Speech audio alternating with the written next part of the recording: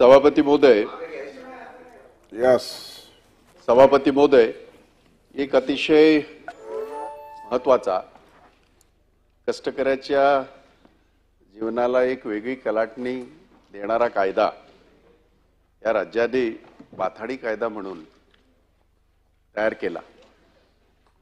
राज्यात देशामध्ये तो कायदा कुठेही नव्हता आणि त्या कायद्याची निर्मिती करत असताना ज्या ज्या गोष्टींची काळजी, ज्या ज्या गोष्टींचं महत्त्व कष्टकरी म्हणून घेण्यात आलं आणि त्या माध्यमातून एक वेगळं दालन एक उघडलं गेलं आणि सन्मान झाला।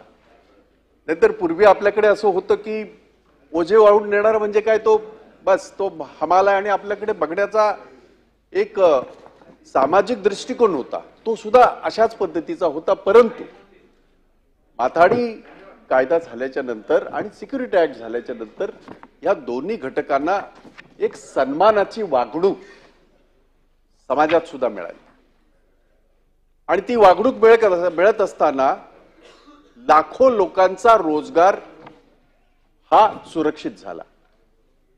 किंबहुना आज जर आपण पाहिलं, एखादी मोठी इंडस्ट्री येते, हजारो कोटीची गुंतवणूक होते, ती झाली पाहिजे।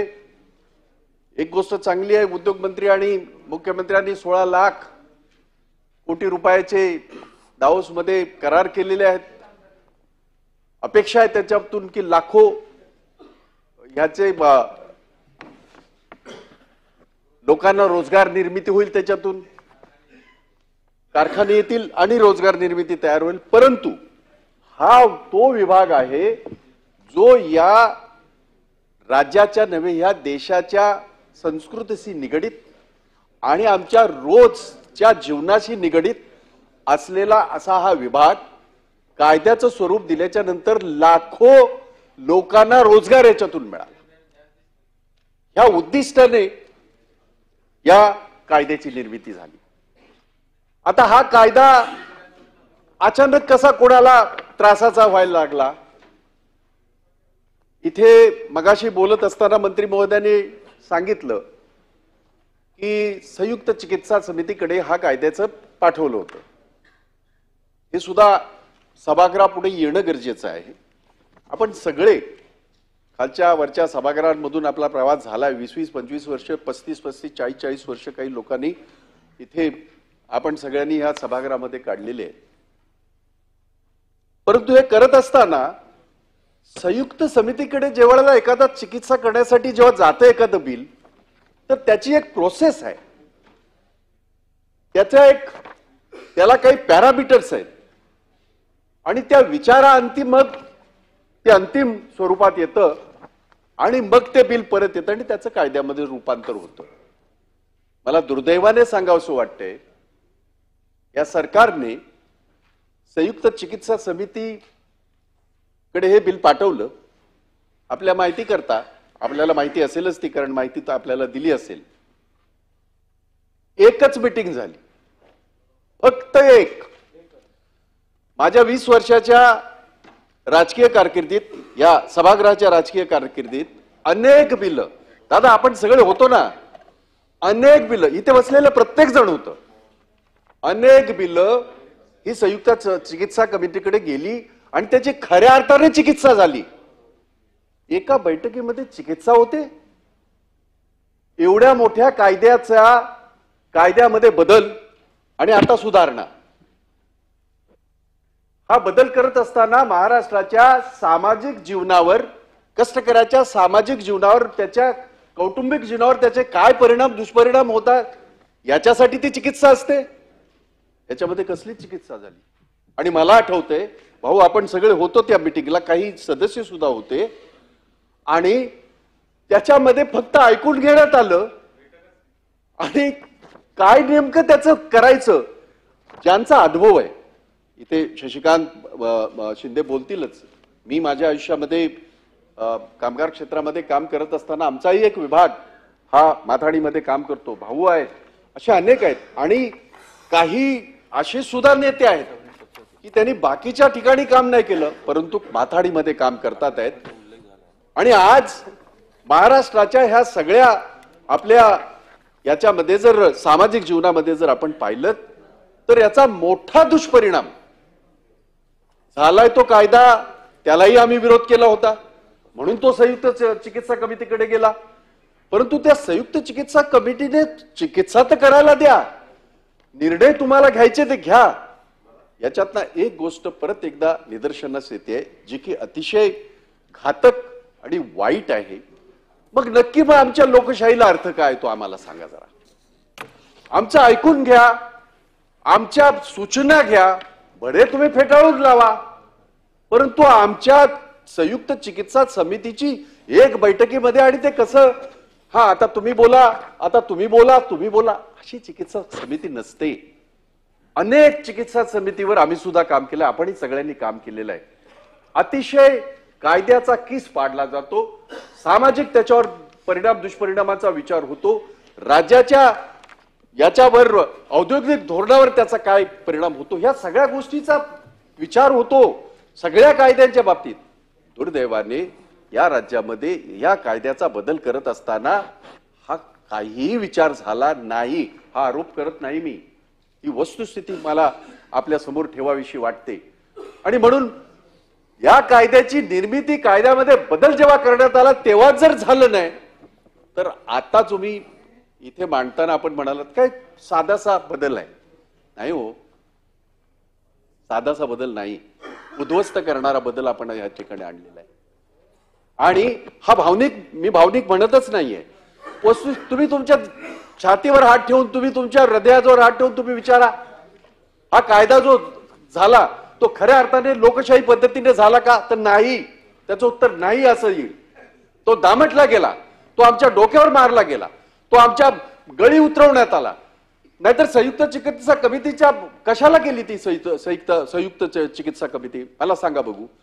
मला असं वाटलं की मलाच काय निरोप मिळाला की नाही, मी माझ्या सहकार्याने विचारलं, ज्यांनी मागच्या वेळेला त्या संयुक्त चिकित्सा कमिटीत होते त्यांना विचारलं, ते म्हणाले ना एकच मीटिंग झाली. त्यामुळे अशा पद्धतीने फक्त विधानसभेमध्ये त्याला मान्यता मिळाली पाहिजे तरच तो कायद्यात रूपांतर होईल. म्हणून फक्त जर फॉर्मॅलिटी म्हणून जर आपण करत असाल तर माझी हात जोडून विनंती आहे, आपण एका मोठ्या संकटाला आपण आवाज देतात, लक्षात ठेवा. आपण आता उल्लेख करताना बाबा आढावांचा उल्लेख केला आणि ते खरं आहे की खऱ्या अर्थाने कष्टकऱ्यासाठी आयुष्य वेचलेला माणूस, 90+ असलेला माणूस आणि आजही खणखणीत कायद्याच्या विषयी प्रचंड माहिती असलेला व्यक्ती बाबा आढाव. आम्ही भाग्यवान आहोत की आम्हाला त्यांच्याबरोबर काम करण्याची संधी मिळाली. गेली अनेक वर्ष त्यांच्या खांद्याला खांदा देऊन आम्ही सुद्धा काम करत आहोत. आणि आज बाबा आढाव हे काही कुठल्या तरी एखाद्या विशिष्ट पक्षाचे कुठल्या याचे नाहीत ना, एका सर्वसामान्य कष्टकऱ्याचा आवाज बनलेला बाबा आढाव. त्यांचं जर एका वाक्यामध्ये जर त्यांची जर व्याख्या करायची झाली तर ती हीच असू शकते, पथारीवाले. ते होतेच ना पथारीवाले, ज्यांना म्हणजे ज्यांना कोण विचारतच नाही, ज्यांना आपण गृहीत धरून चालतो वर्षानुवर्ष, अशा ह्या कष्टकऱ्याचं नेतृत्व करणारी व्यक्ती बाबा आढाव, तेही त्या मिटिंगला होते. त्यांनी सुद्धा हात जोडून विनंती करून काही सूचना केल्या. दुर्दैवाने त्यातला एकही वाक्य ह्या कायद्याची जेव्हा निर्मिती झाली त्यावेळेला त्याच्यामध्ये अंतर्भूत केलं गेलं नाही. आणि म्हणून आम्हाला भीती या गोष्टीची आहे, याला जर ह्या गोष्टीला जरी आम्ही काही गोष्ट हे सांगितल्या, काही सूचना दिल्या किंवा त्याच्यामध्ये काही बदल सांगितले किंवा त्याच्यामध्ये काही अधिकचं काहीतरी असायला हवं असं जरी सांगितलं तरी ते येईलच किंवा त्या कायद्यामध्ये त्याचं रूपांतर होईलच याची अजिबात गॅरंटी नाही. एक महत्वाचा विषय सभापती महोदय आणखीन आहे, जो की महाराष्ट्राच्या जनतेलाही कळलं पाहिजे, आपल्यालाही तो समजावा या दृष्टीने मी सांगण्याचा प्रयत्न करतोय. आता हा माताडी कायदा कुणाला नेमका त्रासाचा होतोय? हा माताडी कायदा जो आहे, हा जो मोठ्या मोठ्या कंपनी कारखानदार आहेत त्यांना तो का त्रासाचा वाटतो? पर त्यांना त्रासाचा वाटतो म्हणून ते कुठे गेले? कोर्टात गेले. खालच्या कोर्टात गेले, हायकोर्टात गेले. कोर्टाने काय सांगितलं दादा तुम्हालाही माहिती. कोर्टाने फेटाळून लावलं आणि कोर्टाने अस्तित्वात असलेला कायदा पूर्वीचा, आता बदल झालेला आहे तरी सुद्धा अस्तित्वात असलेला पूर्वीचा कायदा, माथाडी कायदा हा तसाचा तसा मान्य केला. म्हणजे कोर्टाने सांगून सुद्धा तरी सुद्धा आम्ही बदल केला का? कोणाला हे नेमकं म्हणजे कुणासाठी आपण करतोय? 4 कोडचा आधार घेऊन आज जो काय देशभरामध्ये जो काय संपूर्ण हे माजवलेला आहे, स्तोम माजवलेला आहे, याच्याने दुसरं तिसरं काही होणार नाही. याच्याने हा जो कष्टकरी आहे, हा जो श्रमजीवी आहे, हा जो कामगार आहे, हा पूर्णतः कायद्याच्या चौकटीच्या बाहेर जाणार आहे. फार लोक ह्याच्यावर आता आम्ही सुद्धा आयुष्याची 37 वर्ष आम्ही ह्याच्यामध्ये काढली. माझ्या सगळ्या सहकार्याने आपलं आयुष्य त्याच्यासाठी दिलं. बाबा आढावांसारखी अनेक अशी जे हे आहेत त्यांनी त्यांचं आयुष्य याच्यासाठी दिलं. आपल्या देशातला एकही कायदा हा कोणी सुखासुखी दिलेला नाही. प्रत्येक कायद्यासाठी या कष्टकऱ्याला, ह्या देशातल्या कामगाराला रक्त सांडावं लागलं, घाम गाळावा लागला, तेव्हा आपल्या कायद्यांची निर्मिती झाली. देशाच्या सुद्धा, म्हणजे फक्त महाराष्ट्राच्या नाही, महाराष्ट्राचे वेगळे कायदे आहेत, देशाचे 42 कायदे आहेत. आज हे कायदे सगळे एकत्र करून 4 कोड निर्माण करण्यात आलं. मी आता जे बोलतोय ते कदाचित राजकीय वाटेल, परंतु मला वस्तुस्थिती मांडणं गरजेचं आहे. हे कामगार कायद्यामधला जो बदल किंवा 4 कोड हे अचानक आलेलं नाही. ज्या वेळेला ह्या देशाचे पंतप्रधान अटल बिहारी वाजपेयी होते, मी ही गोष्ट 2004 ची सांगतोय, त्यावेळेला सुद्धा हा कायदा आणण्याचा प्रयत्न झाला. विरोध झाला, कारण त्यावेळेला अलायन्स होतं आणि भाजपची संख्या कमी होती, कमी म्हणजे कंपॅरेटिव्हली, त्यामुळे तो कायदा पास नाही झाला. त्याच्या पुढे UPA 1 आलं, UPA 2 आलं, तेव्हा सुद्धा हा कायदा आणण्याचा प्रयत्न झाला.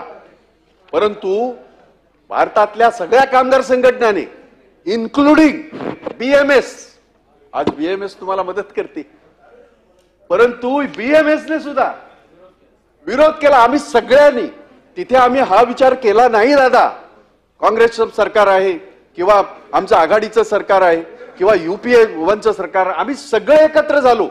तत्कालीन कामगार मंत्री ऑस्कर फर्नांडिस होते आणि त्यांनी आम्हाला सगळ्यांना वेळ दिला. नुसता वेळ नाही तर जवळजवळ 3 तासाचं अधिवेशना टाईप सेशन झालं. सगळ्या गोष्टी आम्ही ज्या आत्ता मांडतोय तशाच आम्ही मांडल्या. मला अभिमान वाटतो सांगताना या ठिकाणी, तो कायदा नव्हे त्या कोडला हात लावणार नाही असं आम्हाला आश्वासित केलं. आणि UPA 1 5 वर्ष, UPA 2 5 वर्ष, त्या कायद्यांना हात लावला गेला नाही. मला हे नाही सांगण्याचा प्रयत्न करायचा. एक लक्षात घ्या, ह्या देशामध्ये 1947 साली आपण स्वातंत्र्य झालो, साधी सुई बनत नव्हती, तरी सुद्धा हा देश 70-75 वर्षामध्ये जगातली महासत्ता बघण्याची नुसती स्वप्न नाही तर आपली स्वतःची उंची वाढवली त्यांनी जगामध्ये याच कायद्यांच्या आधारे. का वेगळे कायदे होते? मग आम्हाला सुई बनवण्यापासून चंद्रावर जाण्यापर्यंत, आर्यभट्टापर्यंत जाण्यापर्यंत आणि सगळी प्रगती करत असताना, औद्योगिक प्रगती करत असताना, आम्ही जर एवढ्या उंचीवर गेलो ते कायदे असताना, आता नेमके हे कायदे कुणाला नडतात आहेत? त्याचं उत्तर नाही कोणी मागणार. याचं काही आत्ताच एक चर्चा झाली AI ची. तुम्हाला आम्हाला कुणाला म्हणजे याच्यातलं कोण जर म्हणत असेल की आपण फार एक्सपर्ट आहोत, मी तर नाहीच. आपल्याला स्वतःला माहित नाही की भविष्यामध्ये काय होणार आहे. माझ्या एका मित्राच्या घरी गेलो मी आणि तिथे भारतीय, मला मोठं आश्चर्य वाटलं, त्यांनी पाणी आणलं. कुणी आणलं? रोबोटने आणलं. रोबोटने पाणी आणून दिलं आणि मला मोठं आश्चर्य वाटलं की म्हटलं हे क्या करताय? बोला नाही, ये सब कुछ करताय, सब कुछ करताय. म्हणजे अगदी ही जी आहे लादी पुसणं, भांडी घासणं, हे सगळं. हो, आपण 140 कोटी आहोत आणि या 140 कोटीमध्ये फक्त 1%, 2% पैसेवाले जर सोडले तर सगळे खाली आहोत आपण. ही जी समाज रचना आहे आपल्या देशाची 140 कोटीची, ह्या कष्टकऱ्यांचं आज आपण काही जरी म्हणालो तरी हा अनऑर्गनाइज सेक्टर आहे जो की मोठा आहे, परंतु आपल्या नुसत्या याच्यामध्ये महाराष्ट्रामध्ये कमीत कमी 15 ते 20 लाख आपल्या गृहिणी अशा आहेत की त्या घरकाम करून पोट भरतात, त्यांचं कुटुंब चालतं त्याच्यावर. अशा अनेक घटना आहेत किंवा अशा अनेक गोष्टी आहेत ज्या आपल्या सर्वसामान्य जीवनाशी निगडित आहे. त्याच्यातनं हा जो काय रोजगार निर्मिती झालेली आहे हा राहणार आहे का या सगळ्या कोडमध्ये? तर त्याचं उत्तर नाही असं आहे. एक गिग वर्कर नावाचं फक्त एक व्याख्या दिलेली आहे, असा टॅग लावून नाही चाललं. तो आपल्या राज्याच्या ज्या काय समजा आपल्या मिनिमम वेज आपण जेव्हा हे करतो, मी बरेच वर्ष मिनिमम वेजवर होतो, आम्ही दोघेही होतो आणि हे पण होते, भाऊ पण होते, मी राष्ट्रीय मिनिमम वेजवर सुद्धा होतो. आणि आज आपण 82 प्रकारचे मिनिमम वेज का करतो? काहीतरी कारण असेल. याचं काय करणार आहात? जिग वर्कर ज्या पद्धतीने जिग जे काय प्लॅटफॉर्म वर्कर, गिग वर्कर हा विषयांतर होत नाहीये, कारण ह्याचा संबंध याच्याशी आहेच आहे. ही व्याख्या जेव्हा आपण बदलणार आहात, हे ते तुम्ही जे म्हणतात, ज्या सुरुवातीला आपण मांडताना म्हणालात छोटासा बदल आहे तो आपण जर केलात तर बरा होईल, मान्य केलं तर बरा होईल असं जेव्हा आपण म्हणालात, त्यावेळेला मी आपल्याला या ठिकाणी अगदी काळजीपूर्वक आणि मनापासून सांगतो, 10-20 लाख लोकांच्या नोकऱ्यांची वाट लागणार आहे. या सगळ्या लोकांना घरी बसावं लागणार आहे. उलट आमचं तर असं म्हणणं होतं नेहमी, माथाडी कायद्याची अंमलबजावणी पूर्णपणे आपल्या राज्यात झालीच नाहीच झाली ना. याच्यामध्ये मोठ्या मोठ्या कंपन्यांमध्ये अनेक गोष्टीची कारणं सांगून योग्य अयोग्य त्याचं नंतर आपण मूल्यांकन करू, तो आजचा विषय नाही. परंतु दादा, मोठ्या मोठ्या कंपन्यांमध्ये माथाडींचा आता ज्याचा अंगमेहनत म्हणून त्याच्यामध्ये त्याने उल्लेख केला, सांगा एखादी कंपनी की ज्याच्यामध्ये अंगमेहनतीचं कामच नाही. आहेत ना, कितीतरी आहेत ना, कितीतरी म्हटल्यापेक्षा बहुतांशी आहेत. आणि आता ह्या अंगमेहनतीना जर आपण अशा पद्धतीने जर त्याचं वाक्यात जर बदललं, साहेब आपण पण होतात त्या याच्यामध्ये चिकित्सा बैठकीमध्ये आम्ही टाहो फोडून सांगत होतो की आपल्या राज्याच्या माथाडी कायद्याला कृपया हात लावू नका. ठीक आहे, राज्य चालवत असताना, व्यवसायाकडे बघत असताना, इंडस्ट्रीकडे बघत असताना, आपल्या राज्यामध्ये इतरांना आमंत्रित करत असताना ह्या सगळ्या गोष्टी मलाही कळतात. मी तिकडे बसलेलो आहे अनेक वेळेला, म्हणजे जास्तीत जास्त काळ मी त्या बाजूला काढलाय, कमी काळ माझा इकडे आहे. परंतु तेव्हा सुद्धा आम्ही ह्या कायद्याला नाही हात लावू दिला. आणि त्याचं कारण आमची काय आमचा हे जबरदस्ती वगैरे नाही. आम्ही सांगितलेल्या ज्या काही ह्या अडचणी होत्या, ह्या अडचणी आपण समजून घ्या, ही एक माफक अपेक्षा आपल्याकडनं होती. नाही झालं ना. आपण तो तडकाफडकी कायद्यामध्ये बदल केला, आणि आज त्यातल्या पुढचं पाऊल आज आपण तुम्ही मुख्य गोष्टीवर तुम्ही आता कुऱ्हाड मारताय. जर कामगाराच्या बाबतीमध्ये एक नेहमी म्हटलं जातं, जे खरं आहे, जोपर्यंत तो त्या व्याख्येमध्ये बसत नाही तोपर्यंत त्याला जगातल्या कुठल्याही कामगार कायद्याचा फायदाच मिळणार नाही. आज जे तुम्ही करायला निघालेला आहात, नेमकं तेच करायला निघालेलं आहात. अंगमेहनत म्हणजे काय? अंगमेहनत म्हणजे काय? कुठे डिफाईन केले? कामगारा डिफाईन आहे, जगातला सुद्धा कामगार डिफाईन आहे, देशातला सुद्धा डिफाईन आहे. आणि म्हणून कामगार कायदे त्याला त्यावेळेला लागू होतात ज्या वेळेला कामगार या संज्ञेत तो मोडतो. आता हा जो आमचा हे आहे माथाडी कामगार, ह्या तुम्ही त्या व्याख्येतनच बाहेर काढताय. हे त्याचं प्रोव्हिजन आहे, हे त्याचं उद्दिष्ट आहे. हे जर उद्या झालं तर मग या माथाडींना आपण काय न्याय देणार आहात? आणि हा माथाडी कायदा राहणार आहे का? कित्येक उद्योजकांनी याला असं स्वरूप दिलं, नाही हे सगळं वाघासारखं अंगावर येतं. त्याची दातच काढून टाकताय तुम्ही, सगळी त्याची नखं काढून टाकताय तुम्ही. आणि हे करत असताना तो उद्योगपती कदाचित खुश होईल, त्याचा उद्योग वाढायलाच हवा, आम्हाला त्याचं हे असताना कारण नाही. आजही मोठे मोठे उद्योग जे 10,000 कोटीची टर्नओव्हर, 1,00,000 कोटीची टर्नओव्हर, अनेक ज्या टर्नओव्हर होतात आहेत तिथे सुद्धा आज कायदा आहे. आज मग तो असताना जर त्याचा टर्नओव्हर इतका होत असेल तर मग ह्या कायद्याला नख लावून ह्या कायद्याला पूर्णतः या राज्यातून किंवा आपल्या ह्याच्यातून हद्दपार करण्याचं कारण काय, हा माझा प्रश्न आहे. आणि म्हणून मी ज्या वेळेला संयुक्त चिकित्सा समितीमध्ये आम्ही बसलो होतो त्यावेळेला सुद्धा आम्ही काही आमचे मुद्दे मांडले होते. दुर्दैवाने इथे सभागृहाचे नेते आणखीन त्यावेळेचे तत्कालीन मुख्यमंत्री ते सुद्धा होते. दुर्दैवाने आपण या गोष्टीला फारसं महत्व दिलं नाही. आपल्या जबाबदाऱ्या मोठ्या आहेत, आपल्याला मोठं चित्र आहे, आपल्याला मोठं हे आहे हे आहे कर्तव्य आहे हे आम्ही समजू शकतो. परंतु हे सगळं मोठं या छोट्या छोट्यातनाच असं गोळा करत मोठं होतं. आज तुम्ही हा जो कायद्याचा बदल आला, आता तुम्ही काय कायद्याचा नेमका बदल सांगितला, शासनाने प्रस्तावित केलेली तरतूद काय केले, महाराष्ट्र माथाडी हमाल व इतर श्रमजीवी कामगार नोकरीचं नियम आणि त्याचं हे 1969 मुख्य अधिनियम असा केला आहे. याचे दीर्घ शीर्ष प्रस्तावना व संक्षिप्त नाव यासह या संपूर्ण अधिनियमामध्ये श्रमजीवी कामगार हा मजकूर ज्या ज्या ठिकाणी आला असेल त्या त्या ठिकाणी अंगमेहनतीचं काम करणारे कामगार. काय प्रयोजन, काय प्रयोजन, याचं काय जस्टिफिकेशन द्याल तुम्ही? फक्त एवढं हे केलंय. त्याच्या पुढचं असं आहे की जे तुम्हाला हवंय ते ऑलरेडी तुम्ही त्या कायद्यात बदल करून काही गोष्टी अजूनही जे काय शिल्लक आहेत त्या सगळ्या नेस्तनाबूत होणार आहेत. मी आपल्याला वाचून दाखवतो काय काय आहे ते. बदललेला कायदा त्याला त्याचे दात काढलेले आहेतच आहेत, परंतु आता जे काय उरले नखब जी काय उरलेली आहेत ती पण आता तुम्ही कशा काढून घेणार आहात. प्रस्तावना अधिनियम कलम 2चं पोट कलम 2-3 त्यांना सांगा लिहून घ्या आणि आपण एकदा त्याचा तुम्ही अभ्यासपूर्वक आलात, एकंदरीत तुमच्या ह्याच्यावरनं जाणवतंय ते बरं वाटतंय आणि अपेक्षा आहे. परंतु आता तुम्ही डोळे केल्यावर तुम्ही काय कराल त्याचं कठीण काम आहे, पण तरी सुद्धा सांगतोय मी आपल्याला.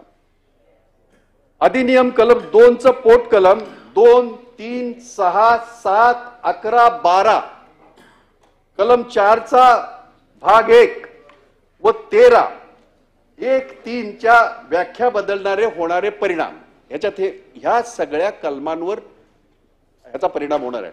आपण जेव्हा आता हा अंगमेहनतीचं काम करणारा कामगार हे जेव्हा करणार आहात, आता हे सगळं वाचलंय कसं माहितीये का, वाचलंय म्हणजे ते ठेवावंच लागलं तुम्हाला. त्याला माथाडी कामगार कायदा म्हणताच येणार नाही. हे जर गेलं तर याला माथाडी कामगार कायदाच म्हणता येणार नाही. नुसता नावाला पोकळ खोका बनवून जर ठेवलात त्यापेक्षा तो रद्दच करा. हीच ती कलम आहेत ज्याच्यामुळे थोडंसं प्रोटेक्शन आहे.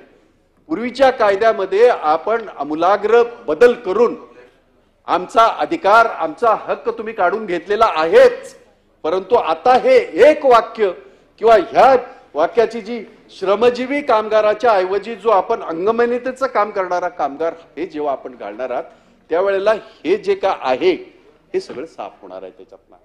कारण अधिनियमातील व्याख्या बदलल्याने कायद्याची व्याप्ती कमी होऊन कायद्याचं उद्देश व हेतू असफल कम्प्लिटली होईल. म्हणजे जो कायदा आपण बदललेला आहे त्याच म्हणतोय मी आता ओरिजिनल याचं माथाडी कायद्याचं अजिबात बोलत नाहीये. बदललेला कायदा आहे त्याच मी म्हणतोय.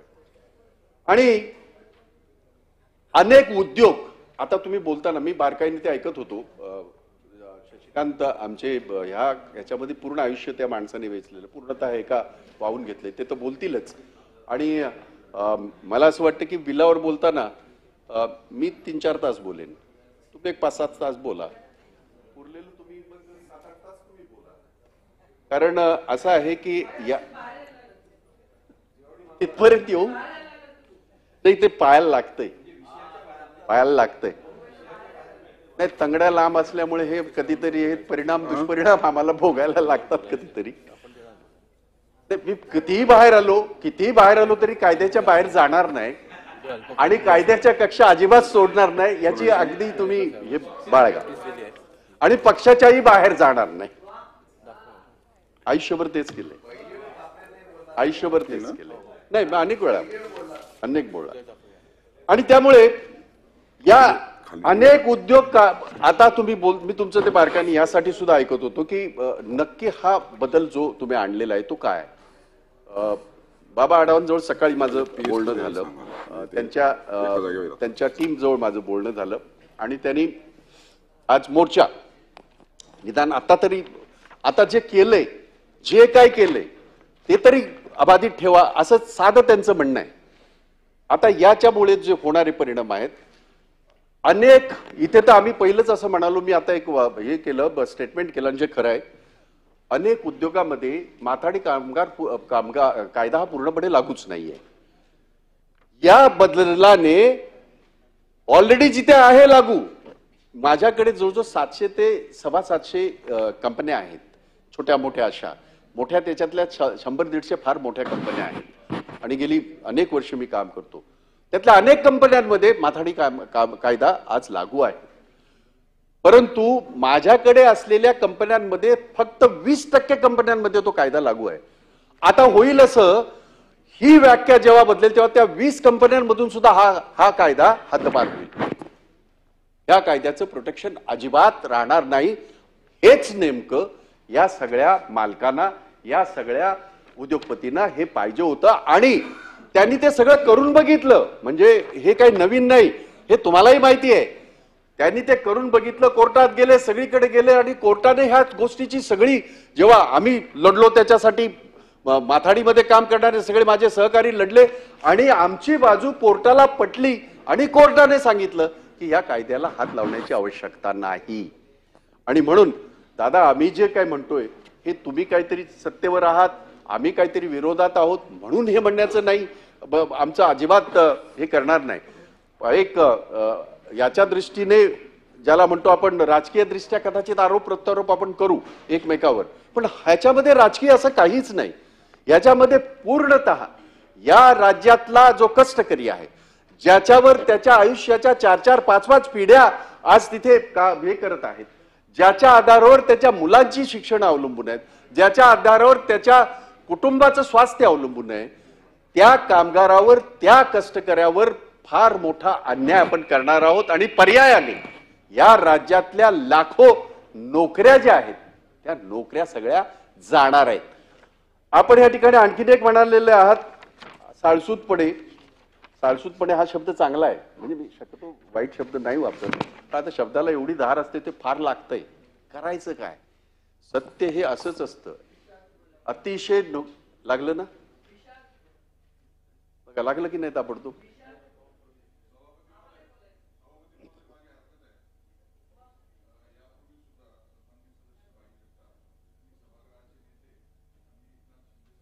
आरोप केला त्यांनी की आपण हा जो आपली संयुक्त चिकित्सा समिती होती त्या समितीमध्ये ते होते आणि त्यांनी दुर्दैवानं गांभीर्यपूर्वक त्यांनी लक्ष दिलं नाही आरोप नाही, उल्लेख केलेला असा आरोप नाही, हे खरंच आहे.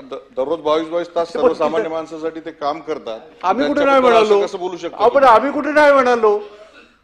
जेवढं काम ते सर्वसामान्यांसाठी करतायत, हात जोडून विनंती आहे त्यांच्यासाठी सुद्धा थोडसा आपण 5 मिनिट नाही आयुष्यामध्ये ते करण्याची गरजच भासली नाही. आमचे वडील सुद्धा कोणतरी मंत्री नव्हते, सर्वसामान्य कामगारातूनच, मी कामगाराचा पोरगा म्हणूनच इथपर्यंत आलोय. आणि म्हणून आणि आपण मला मोठं आश्चर्य वाटते, हे खासदार राहिलेत आपल्या प्रथम सभागृहात येतात आहेत म्हणून कदाचित, नाही मी पण होतो खालच्या सभागृहामध्ये, परंतु हा जो प्रवास झालेला आहे त्याचा मी इथं उल्लेख करतोय. ते मुख्यमंत्री होते म्हणून मी त्यांचा उल्लेख केला, कारण त्या चिकित्सा समितीमध्ये आणि नाही भावनिक पण आहेत आणि नाही भावनिक असून, he is a custodian, that time he was a custodian. So where I will ask the questions, I'll ask the question to the custodian only. Where else I can ask the questions? Tell me, चलो. आणि म्हणून ह्या कुणाच्या वैयक्तिक भावना दुखवण्याचं गेल्या अनेक वर्ष आम्ही पाहतोय. आज नाही, धर्मवीर आनंद दिघेन बरोबर जेव्हा ते काम करत होते त्यावेळेला माझ्या आयुष्याची मी 10 वर्ष ठाण्यात काढलेत आणि त्यांनाही माहिती आहे मलाही माहिती आहे आणि म्हणून नाही तो येतोय त्याच्यावर पुढं, त्यामुळे तेव्हा त्यांनी त्या बेंच वाजवतील कदाचित. तुम्ही मुख्यमंत्री असताना हा बदल आला नाही, आता हा बदल का येतोय हा आमचा प्रश्न आहे. आणि म्हणून कोण आहे XYZ नाही, मी कस्टोडियन असं म्हणालो. आज कस्टोडियन देवेंद्र फडणवीस आहेत, जे पूर्वी सुद्धा होते.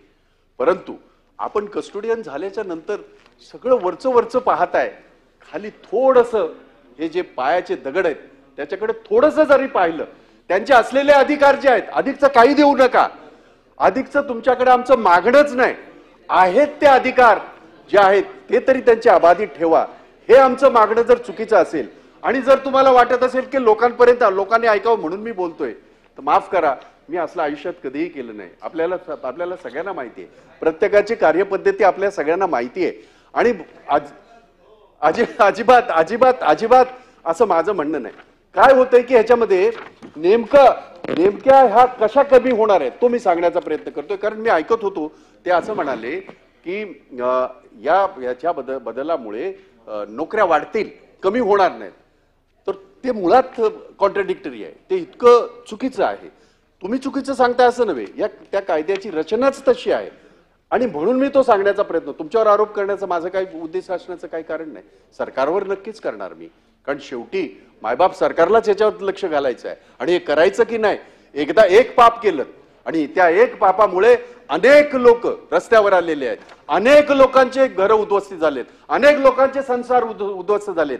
हा बदल करून लाखो लोकांचे संसार आपण उद्ध्वस्त करणार आहात, ते बर्बाद होणार आहेत. आणि म्हणून तो बदल करू नये हे सांगण्याचा मी प्रयत्न करत आहे. आपण आणखीन एक गोष्ट सांगितली आणि त्याच्यामध्ये असं आहे की याऐवजी नवीन भरती करून प्रतीक्षा यादी, कुठून प्रतीक्षा यादी होणार आहे सांगा मला. तुमच्या उत्तरात हे मला ऐकायचंय, नेमकी प्रतीक्षा यादी कशी तयार होणार आहे.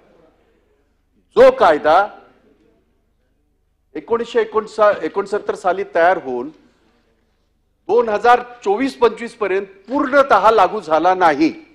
पूर्णतः अंशतः तो झालेला आहे. मी म्हटलं 10-20% तो लागू झालेला आहे. मी मोठ्या व्यवसायांचं म्हणतोय, बाकीचा विषयच नाही.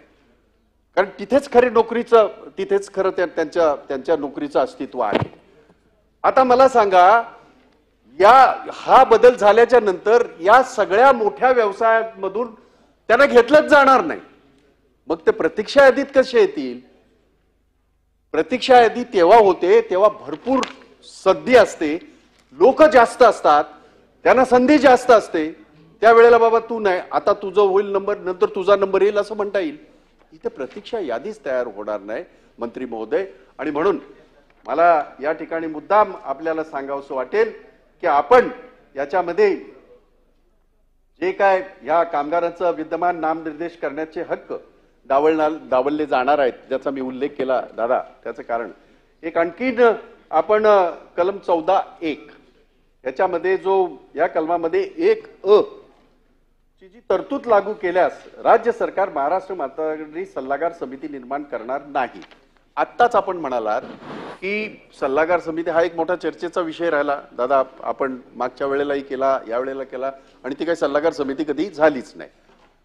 एक चांगलं म्हणजे तुमच्या कथनातनं लक्षात आलं ते असं की ती कमिटी तर बनेलच, त्याचा कालावधी सुद्धा वाढेल, आणि समजा काही सत्ता बदल झालं किंवा आणखीन काय झालं, त्यांचा कार्यकाल पूर्ण झाला तरी सुद्धा 6 महिन्यामध्ये दुसरी व्हावी अशा पद्धतीचं फार चांगलं आहे. म्हणजे हा एक आशावादी बाब आहे. परंतु मला हे एक सांगा की ह्या सल्लागार समितीला कामच काय राहणार आहे. या सल्लागार समितीला अशा आपल्या अनेक समित्या आहेत की ज्याच्यामध्ये ठीक आहे नामनिर्देश तर आपण करतो, अशा किती 72 तर कमिटी आपल्या अशाच आहेत, आपल्या सगळ्या म्हणजे सगळ्या राज्यामध्ये आपल्याकडे जास्त आहेत, काही राज्यामध्ये कमी आहेत. परंतु ज्याच्यासाठी ह्या सल्लागार समिती आहेत त्यांचा सल्ला कशाच्या बाबतीमध्ये घेतला जाणार आहेत. ते स्वतः अध्यक्ष होते, ते स्वतः मंत्री होते, आणि त्या समितीचे त्यांनी काम पाहिलेलं आहे. आम्ही सदस्य म्हणून आम्ही अनेक वर्ष काम केलेलं आहे. त्यावेळेला आमचा नेहमी आग्रह राहायचा की ज्या ज्या व्यवस्थापनामध्ये माथाडी कायदा लागू झाला नाही तो लागू करा, हा आमचा महत्वाची नेहमीची मागणी आमची तीच असायची. ती तर दूर गेली, परंतु याच्यामध्ये आपण जे म्हणालेले आहात की ही जी समिती आहे, ही समितीची निर्मिती होईल आणि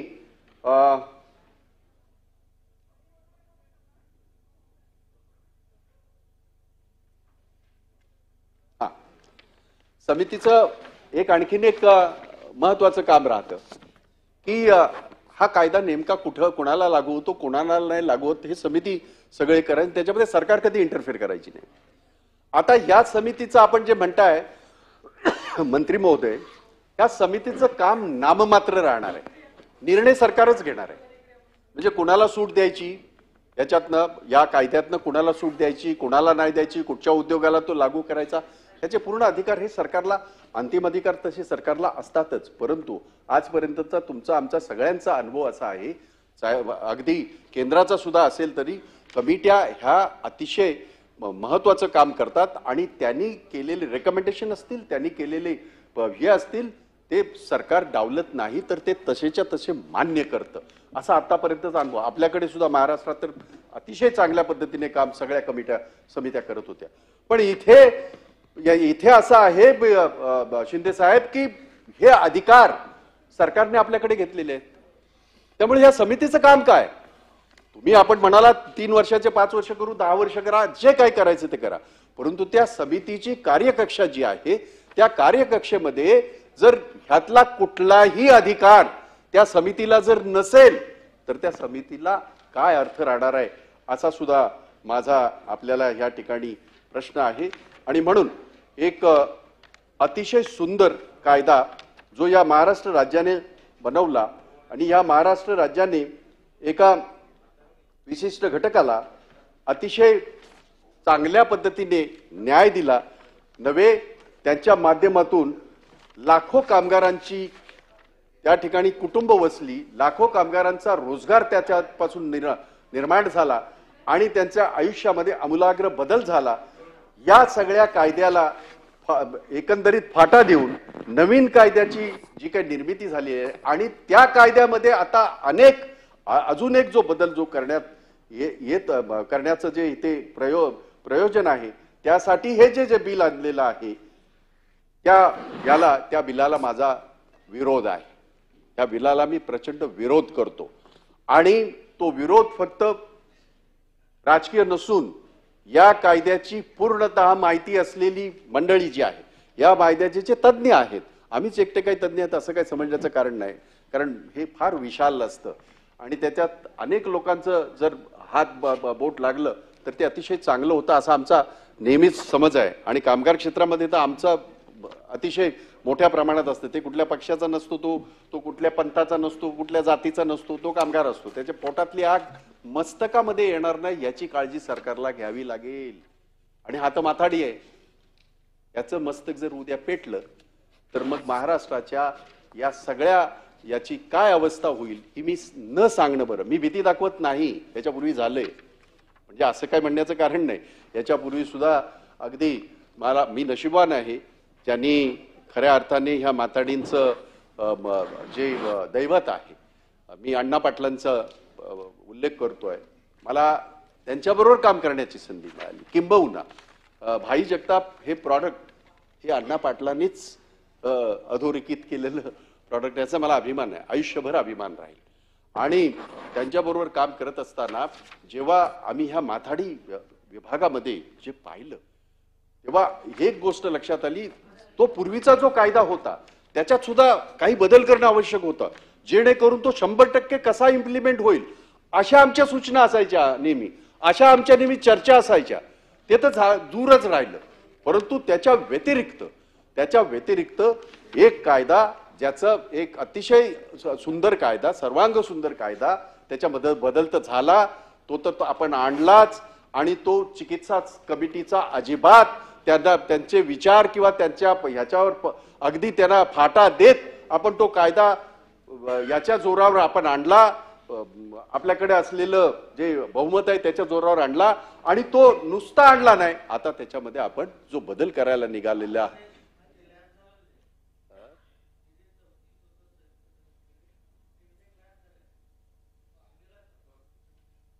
सांगतो ना, ते पुढे येतो ना.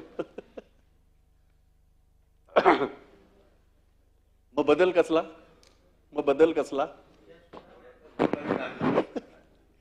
कसं राहतं माहितीये का, आपण आता हा खेळ फार लहानपणी खेळलो आपण. म्हणजे मला म्हणजे आवडतं ते, आपण गोट्या बिट्या सगळे खेळलेले आहेत. मग ते आता तो आंधळी का कोशिंबीर वगैरे सगळं आपण केलेलं आहे. असं आहे की याच्यामध्ये त्या बैठकीमध्ये, म्हणजे ती एक जी बैठक झाली त्याच्यामध्ये एकंदरीत सगळ्यांचा तो जो काय हे होता, रागरंग होता, त्याच्यामध्ये स्वतः त्याचं नेतृत्व अवार्ड आमचे हे बाबा आढाव करत होते आणि आम्ही सगळेच होतो आणि सगळ्यांनी आपल्या भावना व्यक्त केल्या होत्या. तुम्ही शांतपणे ते सगळं ऐकून घेतलं आणि तो लॅब झाला. त्याला दुसरी टेक्निकल कारण आहेत, त्याला कारण हे नाहीये, नाही तर हा परत आलाच नसता ना. लॅब झाला मग तो गेला पाहिजे, परत का आला? म्हणून आपण एक वेळ जे काय अपयश आलं ते आता अशा पद्धतीने परत एकदा तो आणण्याचा जो प्रयत्न करत आहात त्याला आमचा सक्त विरोध आहे आणि त्याची कारण मीमांसा आपल्याला द्यावी लागेल, त्याची पूर्णतः कारण मीमांसा आपल्याला द्यावी लागेल. आणि मी त्या गोष्टीच्या त्या प्रक्रियेमध्ये आपण सगळेच आहोत. आवडलं नाही आवडलं, काही प्रक्रिया अशा असतील की मनासारखं नाही झालं म्हणजे ते अयोग्य आहे असं न समजणारा माणूस आहे मी. असलं काही समजत नाही, कारण कायदा बदल करत असताना, कायद्यामध्ये सुधारणा होत असताना, कायदा नवीन घडवत असताना या सगळ्या गोष्टी एक व्यक्ती केंद्रित नसतं तर ते राज्य केंद्रित असतं आणि ते कष्टकरी केंद्रित असतं असा माझा आजही समज आहे. परंतु तुम्ही दिलेला बदल जो आहे, तुम्ही दाखवलेले जे बदल आहे, तुम्ही मागितलेला जो बदल आहे, हा या कायद्याच्या मुळाशी जाणारा आहे, माथाडी कामगारांना उद्ध्वस्त करणार आहे. आणि म्हणून माझी याच्यातली एक पॉझिटिव्ह बाजू माझी राहील, आपल्याला विनंती राहील सभापती महोदय, हा कायदा परत एकदा संयुक्त चिकित्सा कमिटीकडे पाठवा आणि त्याच्यामध्ये आपल्याला जे ह्याच्यातले एक्सपर्ट आहेत बोलवा, राज्यातले बोलवा, आपले IAS ऑफिसर बसलेले आहेत ते बाकीचे सगळे आहेत, या सगळ्यांना बोलवा. आपल्याला वाटलं तर आमच्या सारख्यांना बोलवा. आता वाटलं तर म्हणायला लागतंय, काय करायचं, एक मीटिंग होते फक्त म्हणून म्हटलं. आपल्याला वाटत असेल तर आमच्या सारख्यांना बोलवा, ज्यांनी यांनी काम केले त्यांना बोलवा आणि संयुक्त चिकित्सा कमिटीकडे पाठवून आपण आमच्या सभागृहाचे नेते आहात, तुम्ही या सभागृहामध्ये तुम्ही आमचे कस्टोडियन आहात. त्यामुळे माझे हात जोडून आपल्याला विनंती आहे, हे जे बदल आहे हे फक्त इथे चर्चा झाली आणि मग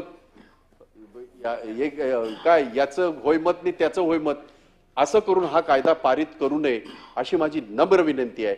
आणि हा जो ह्या कायद्यातला जो बदल इथे दर्शवलेला आहे, हे सगळे बदल हे संयुक्त चिकित्सा कमिटीकडे पाठवून त्याचा पूर्णतः अभ्यास होऊ द्या, राज्याच्या दृष्टीने होऊ द्या, राज्याच्या रोजगाराच्या दृष्टीने होऊ द्या, त्या कष्टकऱ्याच्या आयुष्याचा संपूर्ण अभ्यास होऊ द्या आणि त्याला तो न्याय मिळू द्या असं मी या ठिकाणी आपल्याला या ठिकाणी सांगू इच्छितो. आणि या कायद्याला विरोध करून हा कायद्यातला बदल हा संयुक्त चिकित्सा कमिटीकडे हे बिल पाठवावं अशी मी आपल्याला विनंती करतो आणि थांबतो. जय हिंद, जय महाराष्ट्र, जय कामगार.